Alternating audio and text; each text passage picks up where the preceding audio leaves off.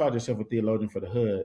How do you feel like your lived experience, where you've decided to live, how you've decided to live out your faith, how that impacts you as a theologian? You in St. Louis, you know what I'm saying, the small church plant, all that stuff, but yet thinking very, kind of heady in a sense of what you're able to do theologically. How does that impacted it, like your actions and your theology? Yeah, man. I mean, I think it really goes into what we were kind of briefly mentioned, is that, in the same way that an African approach to theology, to hymenode, so to speak, is not divorced from action and being and knowing, that in the same way, for me, at least as a theologian, that, coming back into the neighborhood that I grew up in, that my family has been in for generations, and doing ministry in an urban context, that for me, that is integral. I was actually just talking with, I get this sometimes, and I was talking with a pastor just yesterday who was kind of like, man, why are you so involved in ministry in church, with your writing and teaching and all that kind of stuff. And I was telling them that, the writing and the teaching and the speaking and all that kind of stuff, that is actually secondary to my sense of call to God's church and serving in God's people. And so for me, it has to flow out of that. I cannot be out here writing books and just, theologizing, or be doing academics for its own sake, because really academics, or even theology, even in a decolonized Afrocentric way, even in and of itself, is a means to an end. The seminary or the school should exist to serve the church, the local church, and to build up God's people, especially in the margins. And so for me, that's a deal breaker. That's like, I have to, stay rooted and keep all of the scholarship. And then not only that, I'll also add real quick that even my scholarship and even my literal research interests, and I'm not trying to brag, the glory goes to the Lord, but I'm just keeping it 100. The things that I research, the things that I get grants for, the things that I publish articles with, are driven by the church, specifically the Black church, and the Black church in the urban context, that I am literally dedicating my days, and I'm over here reading books and dedicating myself to learning things that are driven by things that the church on the block is asking me. And then sometimes I'm like, I know a little bit about that, or I don't know, or let me go find out. And so that I can provide, whatever I can, and be used of the Lord to help provide resources for the church that's in the hood. That's dope.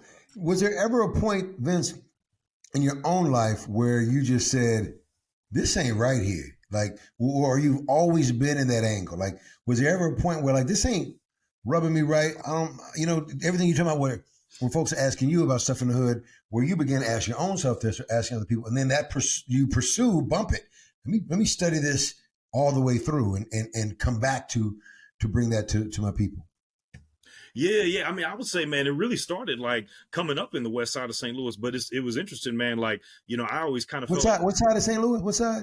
From the west side, man, from the wild, wild west. Yes, sir. Yeah, that's what I thought, man. That's good. That's a good place. Yeah, here we go. Yeah, man, that's where I'm at right now, man. And actually, Pastor Phil, like, a lot of your ministry and book really blessed me in a lot of ways, because coming up, I would try to, I got saved at an early age, and I would try to bring my friends to church, and they'd just be like, nah, man, I'm good, bro. I'm good, man. Right. And I would even notice it then, and I'd be like, man, there's like a disconnect between, my friends and even me, honestly, and what I'm seeing in this church, and what this church is asking people to become, and asking people to assimilate unto. And I was like, something ain't right up with this. It really ain't. Yeah. That's sometimes that's like thing, Ruckus, what you were talking about before, like what Vince was feeling. That now you could have went on and said, oh man, they're gonna get over it, I'll get over it, and just follow suit with the training, the teaching, the way things were. But something stirred up in you to be like, this, I got to go. Maybe you wasn't aware of it at that age, but knowing that there's got to be more to it than just this. And if people aren't honest with that part, I think they'll just, I'm cool. I'm just going to go with this normal way of doing it. And Pastor Jay, you mentioned it before, and I love about Christ, when he always taught to me, and you said it inductively. In other words, y'all figure this out. I'm going to tell you, and now, what do you mean? How can anybody get saved if you can't go through? I have a needle. What the heck? Right. What the heck? Now you got to grapple with this text. Now, ain't no rich person can get saved. What in the world? But we, in our safe areas, We're going to tell you every jot and tittle, every specific thing for you to memorize. And if you're not careful, you'll disown who you really are, especially from the hood, African American. You'll disown that and just swallow that whole thing up. And I think some of it we may be seeing, even political. That's a whole nother conversation. Too, yeah, I thought about that. Like my early discipleship stuff, I can remember when I was first like becoming a Christian, it was a whole lot of fill in the blanks. It was like, Jesus is the son of, and the blank, oh God, right? And you're looking for the right answer, right?